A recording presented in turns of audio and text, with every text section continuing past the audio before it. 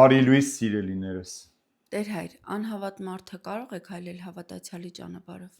Տեսեք սիրելիներս, հին կտակարանի մեջ շատ գեղեցիկ մի օրինակ ունենք։ Երբ Աստված Եգիպտոսի գերությունից հանեց իր ժողովրդին, բերեց հասրեց Կարմիր ծովի մոտ, Կարմիր ծովի ջրերը բաժանեց եւ ցամաք պատրաստեց, որպեսզի մարդիկ այդ ճանապարհով անցնեն Մովսեսի առաջնորդությամբ։ Բայց երբ որ Փարավոնն իր զորքերը մտան այդ ճանապարհը անցնելու, ջրերը միացան եւ նրանք խեղդվեցին։ Ինչ է սա խորհրդանշում այսօրվա քրիստոնյայի կյանքի մեջ, որ այն ճանապարհը, որ Աստված բացում է կամ բացել է տալիս հավատացյալի ճշմարիտ քրիստոնյայի համար, անհավատը չի կարող անցնել եւ փրկության արժանանալ։ Եթե այն ժամանակ այս փոքրիկ ճանապարհը, որ բացել էր Աստված, չկարողացան անհավատներն անցնել, ապա մենք ինչպես ենք պատկերացնում այսօրվա քրիստոնյան,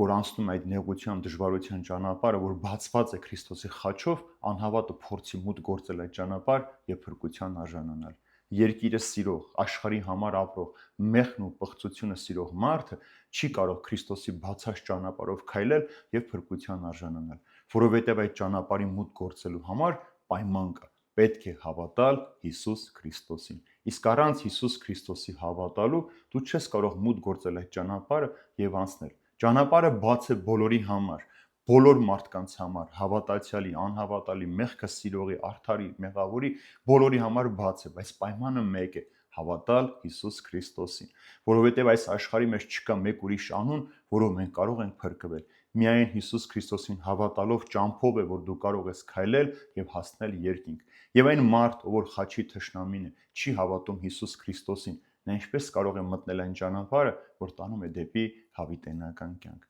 Ցավոք սրտի, այսօր մեր կյանքի մեջ շատ խմբակներ կան, ովքեր խուսափում են հալածանքից ու նեղություններից եւ հալածանքն ու նեղությունը համարում են հավատքի պակասության հետևանք։ Երբեք մենք քրիստոնյաներս չպետք է վախենանք հալածանքից ու նեղություններից, որովհետև հալածանքն ու նեղությունն են, որ մեզ մեր հավատքի մեջ ավելի հաստատուն ու վստահ են դարձնում։